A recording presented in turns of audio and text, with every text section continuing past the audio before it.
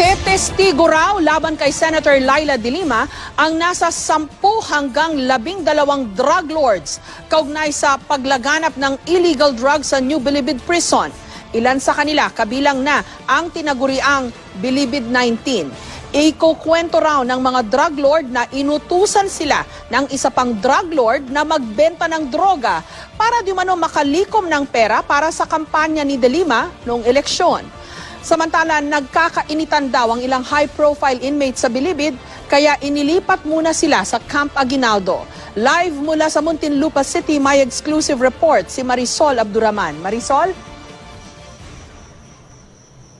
Jessica, una na nga riyan ang tinatawag nilang first batch, ang 8 doon sa kabilang sa mga high-profile or high-risk inmates. Kabilang nga roon ang 4 na tinatawag natin mga Bilibid 19. Inilipat sila kahapon mula rito sa New Bilibid Prison papuntang Camp Aguinaldo Detention Facility. Kuha ito ng CCTV sa New Bilibid Prison kahapon nang ilabas ang 8 high-profile at high-risk inmates mula sa NBP sa Muntinlupa City. Isinakay sila sa van ng Bucor na bantay sarado ng Special Action Force at ng prison guards ng Bucor.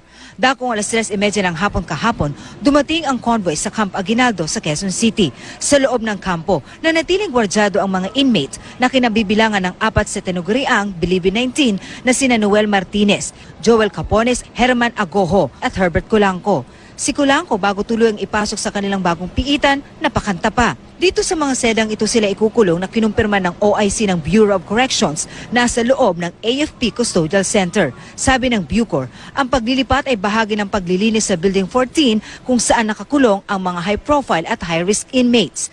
Initially kasi nagkaroon kami ng initial discussion to decongest Building 14. Gusto naming linisin ng husto yung Building 14. And you can only do that by totally removing them. Unang batch pa lamang daw ito ng mga high-profile at high-risk inmate na inilipat sa ibang pasilidad mula rito sa New Bilibid Prison. Pero ang tanong, bakit nga ba inuna ang ilan na kabilang doon sa tinuguriang Bilibid 19? May namumuraw kasing tensyon sa pagitan ng mga ito kaya kailangan na silang alisin sa Building 14. Isang consideration pa yung information nga namin na baka magkasakitan sila. Sabi ng Justice Department, nasa 10 hanggang 12 drug lords daw ang haharap para tumistigo laban kay Senator De Lima. Marami raw sa mga ito kabilang sa Bilibid 19 na dinala noon sa NBI. Kabilang na nga sina Herbert Colanco, Noel Martinez ng Genuine Ilocano Gang na isa raw sa pinakamalaking gang sa Munti. Sila ay inatasan ni J.B. Sebastian na magsimulang maglikom, magbenta ng droga at yung napagbentahan yan, then kinukuha yung kontribusyon para daw sa political campaign fund ni Secretary De Lima. Lahat daw ng head ng bawat drug gang sa Bilibid ang inutusan ni JB na magbenta ng drugs para makaipon ng pangtakbo ni De Lima. Ang raid sa Bilibid noong December 2014, ginawa raw para matapon ang ibang drug lord sa ibang lugar para masolo na raw ni JB Sebastian ang koleksyon ng bentahan ng droga. Nakapanayam ng GMA News si Senator De Lima tungkol sa NBP inmates nitong nakaraang Martes. Hindi ko po alam kung ano na naman ang mga balak nila. Whatever would come out, anong so-called evidence linking me to drugs can only be fabricated. Lahat naman yan walang katotohanan. Saan ba mga nanggagaling yan? Sino ba mga nakukuha nilang mga witnesses na yan? Madam Senator, maraming salamat sa oras. Kung meron man mga witnesses, puro sinungaling yan. Maraming salamat. Thank you. Inimbitehan na ng Kamara si Senator De Lima para sa pagdinig ng Committee on Justice sa Martes, kaugnay sa paglaganap ng illegal drugs sa loob ng New Bilibid Prison. Pero ayon kay Speaker Pantaleon Alvarez, hindi naman daw siya pipiliting dumalo. Ninilaw rin ni Alvarez na hindi ganti ang gagawin nilang investigasyon sa ginagawang pagtalakay ng Senate Committee on Justice and Human Rights na pinamumunuan ni De Lima kaugnay sa di umano'y extrajudicial killings.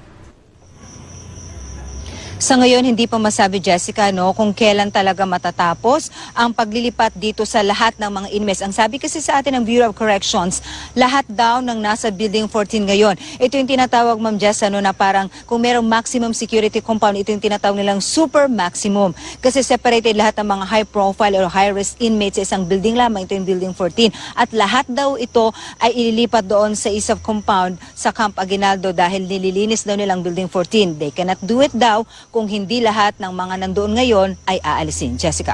Nakapagtaka lang Marisol na kasabay nito yung announcement naman ng Department of Justice na merong 10 to 12 na tetestigo laban kay Senator De Lima. Although sinabi nung yung na-interview na hindi, it's just to decongest, no? Kaya inilipat yung mga preso. Pero did you see any other indications na may connection nga dito sa paglilipat ng ilang mga inmate sa Camp Aguinaldo dito sa pagtestigo laban kay Senator De Lima? Ayaw man natin maghinala, Ma'am Jess, pero talagang merong mga pangyayari na may isip din natin na mukhang ganun na nga ang nangyayari. After all, inamin na rin naman ito kanina ng no less than the Secretary of Justice na sila ay tetestigo. Nakareceive kasi tayo ng information itong nakaraang linggo pa na actually, Ma'am Jess, itong 8 ay galing ito sa maximum over the weekend ay inilipat na sila sa medium, parang transition nila mula doon sa medium papunta nga sa Camp Aguinaldo. At ayon sa impormasyon na ating nakuha, sila daw ay kinuhanan na ng mga affidavit dahil silang ay haharap. So hindi natin talaga maiwasan na isipin na ang mga ito nga ay talagang inilipat in time for the hearing nitong Tuesday na kinumpirma naman din ng Kamara na magaganap nga nitong Tuesday. At sinabi na rin mismo ni Secretary Aguirre na may mga tetestigo raw. Although, gaya nga ng sabi mo, Ma'am Jess, sa panayam natin sa Bucor Chief, ang sabi niya, wala naman talaga siyang nalalamang ganong impormasyon. Basta ang sa kanya, ito raw ay parte pa rin ng tinatawag nilang decongestion effort at para paghiwa-hiwalayin itong mismong Bilibid 19 dahil may namumuong tensyon daw ngayon dahil napakalakas daw ng rivalry ngayon sa loob. Kaya iniiwasan daw nila magkasakitan ang mga ito. Kaya inilipat na muna ang mga ito pansamantala. Sa Camp Aguinaldo, mabanggit lang natin na sa ISAF ang detention facility dyan. Ang dating nakakulong dyan ay yung mga nagrebelding mga sundalo at opisyal, no? Oh, that's right. Kaya pagdating sa security, Ma'am Jess, talagang mahigpit din. Alam natin na napakahigpit ang seguridad doon. Pero ang pagkakaalam natin, as confirmed na rin naman ng Bucor kanina, ang nagsisecure pa rin sa kanila doon ay mga staff pa rin at meron pa rin mga prison guard. Pero dahil kinukulang na rin daw talaga ang bilang ng staff dahil kailangan talaga sila dito sa maximum security compound, pinag-aaralan daw nila kung pwedeng ibigay na ang pangangalaga sa seguridad ng mga ito doon sa prison guard na lang ng Bucor talaga. Total, kampante naman sila dahil sa ISAF compound naman na napakahigpit ng seguridad at nasa loob na mismo ito ng General Headquarters ng AFP na Campo Aguinaldo. So malamang baka yung mga staff na nagbabantay ngayon ay i-recall na rin daw dahil kailangan sila dito sa maximum security compound ng Jess. Okay, background lang, yung isa sa mga inilipat, si Herbert Colanco, nung nandyan sa Bilibid yan, yan yung may banda pa, di ba? At nakapag-recording pa ng mga kanta niya, meron siyang recording studio doon sa Bilibid. Ngayon naman, nakuhanan doon sa paglilipat ng mga inmate na kumakanta pa habang nasa sasakyan. Ano daw ba yung tungkol, saan daw ba yung pagkanta niya bigla, Marisol? May dagdag din natin, Ma'am Jess, buko doon sa kanyang recording studio. Nasa loob na siya ng Bilibid ay nakapagpalabas pa siya ng album. Kung matatandaan mo, Ma'am Jess, nung pumunta dito si General De La Rosa sa loob ng Bilibid, kasama na niya ang staff that time, napakanta din ito pero hindi naman literal na pagkanta dahil talagang pinaamin siya right on the spot ni General Bato kung sino-sino yung mga drug lords sa loob, sino-sino ang kanilang mga katransaksyon. Si Colanco kasi palibhasa ay naging notorious, talagang naging matunog ang kanyang pangalan. Kaya pagdating doon niya sa Campo Aguinaldo kahapon, naging curious daw lahat ang mga nandoon na nag-aabang sa kanya, aside of course sa mga taga-SAF at taga-Bucor. Kaya hiniritan ata na saan ba dito si Colanco, biniro lang atang ganyan na sige nga pakitaan mo nga kami, sampulan mo kami ng kanta. Kaya ayon, kumanta nga si Colanco kahapon bago siya tuluyang bumaba at pumunta sa kanyang selda. Mabuti na ipaliwanag kasi medyo katakataka, ba't bigla siyang kumanta? Yung pala, pinakanta. Maraming salamat sa iyo, Marisol Abduraman. Inihanda na rin ang ilang inmate ng Bilibid para tumestigo laban kay Senador Laila de Lima. 8 high-profile na preso kasi po ang inilipat mula sa Bilibid at patungo po ng Camp Aguinaldo. Bahagi lang daw ito ng pag-aayos sa dati nilang kulungan pero bago pa niyan, nakatanggap na ng impormasyon ng GMA News tungkol sa paglilipat ng ilang inmate para kunan ng salaysay. Saksi si Marisol Abduraman. Mula sa Bilibid, bantay saradong inilabas ang 8 high-profile at high-risk inmates nito kahapon at dinala sa Camp Aguinaldo sa Quezon City. Hanggang dito, mahigpit na binantayan ang 8, kabilang ang 4 sa binansagang Bilibid 19. Bago ipasok sa selda, napakanta pa si Herbert Colanco. Siya yung bilibid inmate na may sariling music video at minsang nagka-album. Nagkaroon din siya noon ng sariling recording studio na kabilang sa mga pinagiba ni Nooy Justice Secretary Leila de Lima. Unang batch pa lamang daw ito ng mga high-profile at high-risk inmate na inilipat sa ibang pasilidad mula rito sa New Bilibid Prison. Paliwanag ng Bucor, inilipat ang 8 dahil nililinis daw ang Building 14 na dati nilang kulungan. Isang consideration pa yung information nga namin na baka magkasakitan sila. Pero kabilang din sa 8 ang ilan sa 7 inmates na pinangalanan ng isang GMA News source nitong weekend na kukunan ng salaysay kaugnay sa Bilibid drug trade.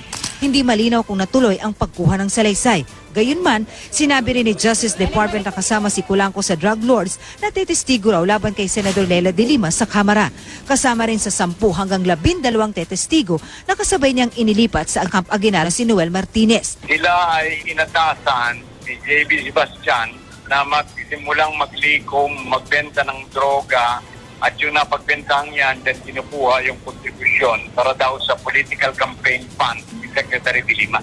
Kung matatandaan, matunog na karibal ng grupo ni Colanco ang grupo ni Sebastian na ang kubol ay hindi kasama sa mga unang pinagiba ni De Lima. Ang paliwanag noon, by batch ang pagiba. Pero sabi ngayon ng DOJ, ang raid sa Bilibid ay ikinasa para matapon ang ibang drug lord sa ibang lugar at masolo raw ni Sebastian ang koleksyon ng bentahan ng droga.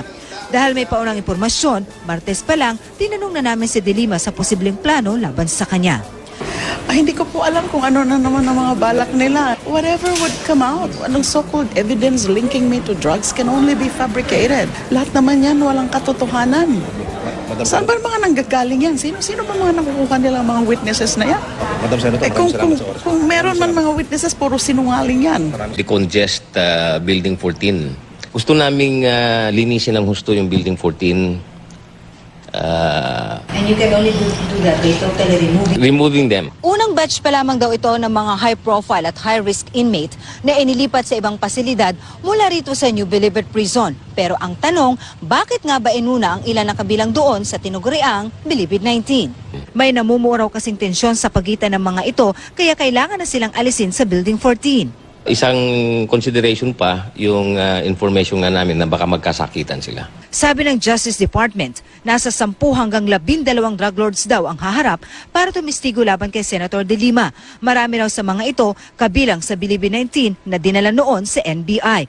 Kabilang na nga sina Herbert Colanco, Noel Martinez ng Genuine Ilocano Gang na isa raw sa pinakamalaking gang sa Munti. Sila ay inatasan ni JB Sebastian na magsimulang maglikom, magbenta ng droga at yung napagbentahan yan, then kinukuha yung kontribusyon para daw sa political campaign fund ni Secretary de Lima.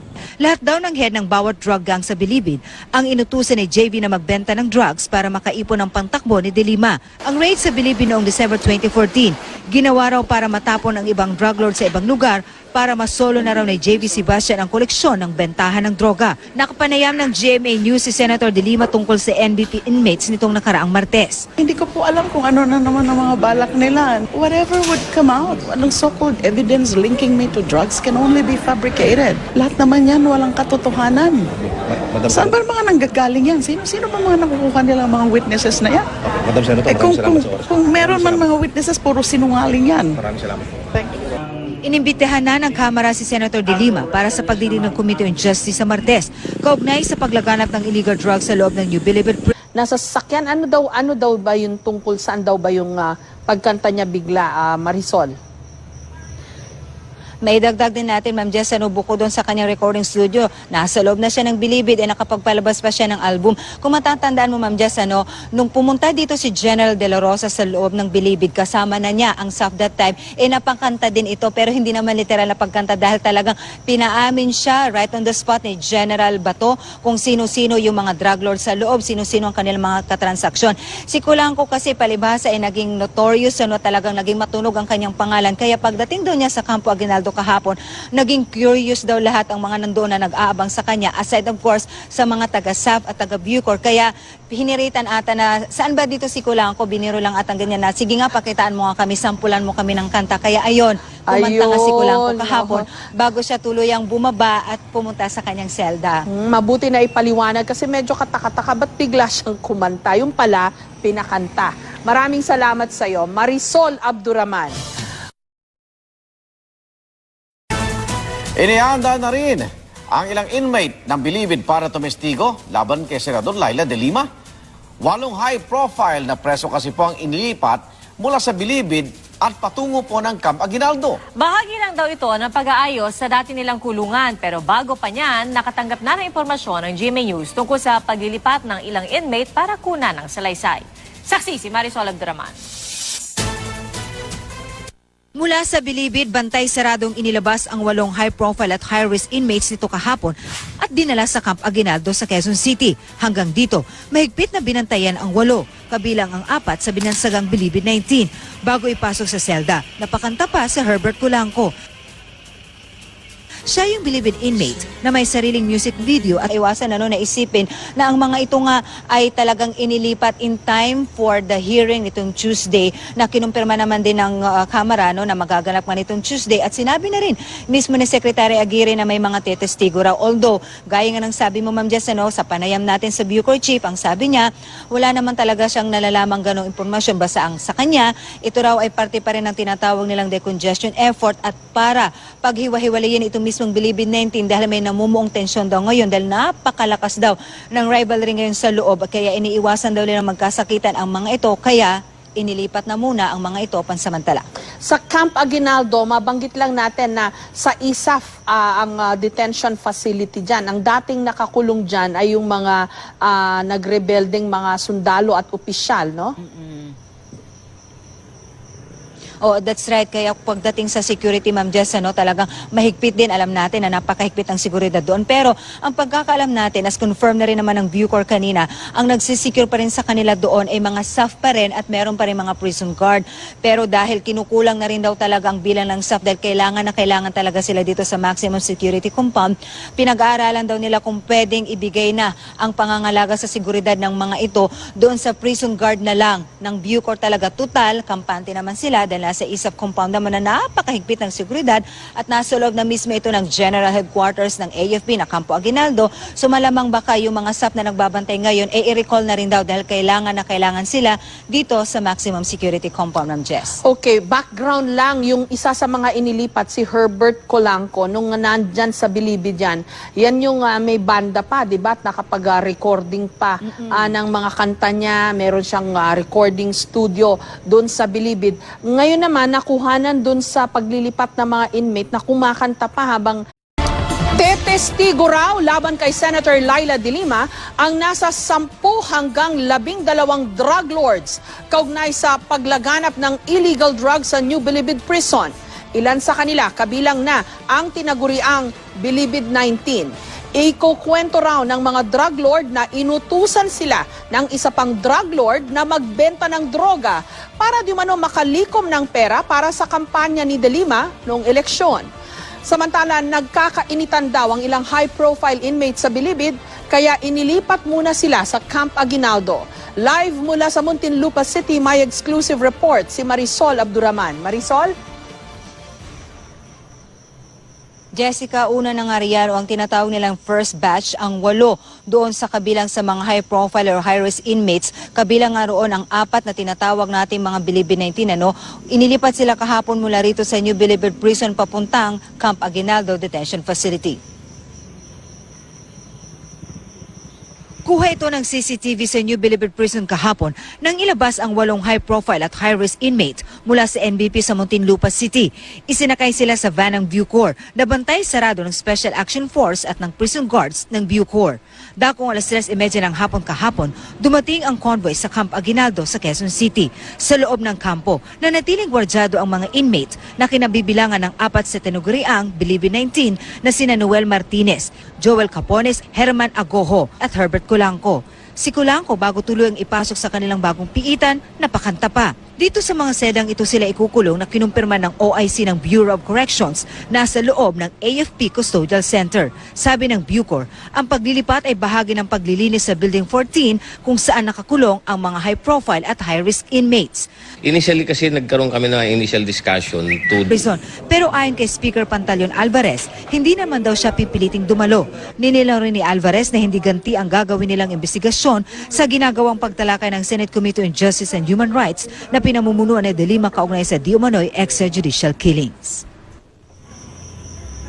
Sa ngayon, hindi pa masabi, Jessica, no, kung kailan talaga matatapos ang paglilipat dito sa lahat ng mga inmates. Ang sabi kasi sa atin ng Bureau of Corrections, lahat daw ng nasa Building 14 ngayon. Ito yung tinatawag, Ma'am Jess, ano, na parang kung merong maximum security compound, ito yung tinatawag nilang super maximum. Kasi separated lahat ng mga high profile or high risk inmates sa isang building lamang. Ito yung Building 14. At lahat daw ito ay ililipat doon sa isang compound sa Camp Aguinaldo dahil nililinis daw nilang Building 14. They cannot do it daw kung hindi lahat ng mga nandoon ngayon ay aalisin. Jessica. Nakapagtaka lang Marisol, no, na kasabay nito yung announcement naman ng Department of Justice na merong 10 to 12 na tetestigo laban kay Senator De Lima. Although sinabi nung yung na-interview na hindi, it's just to decongest, no? Kaya inilipat yung mga preso. Pero did you see any other indications na may connection nga dito sa paglilipat ng ilang mga inmate sa Camp Aguinaldo dito sa pagtestigo laban kay Senator De Lima? Ayaw man natin maghinala, Ma'am Jess, ano, pero talagang merong mga pangyayari na may isip din natin na mukhang ganun na nga ang nangyayari. After all, inamin na rin naman ito kanina ng no less than the Secretary of Justice na sila ay tetestigo. Nakareceive kasi tayo ng information itong nakaraang linggo pa na actually, Ma'am Jess, ano, itong 8 ay galing ito sa maximum over the weekend ay inilipat na sila sa medium, parang transition nila mula doon sa medium papunta nga sa Camp Aguinaldo. At ayon sa impormasyon na ating nakuha, sila daw ay kinuhanan na ng mga affidavit dahil silang ay haharap. So hindi natin talaga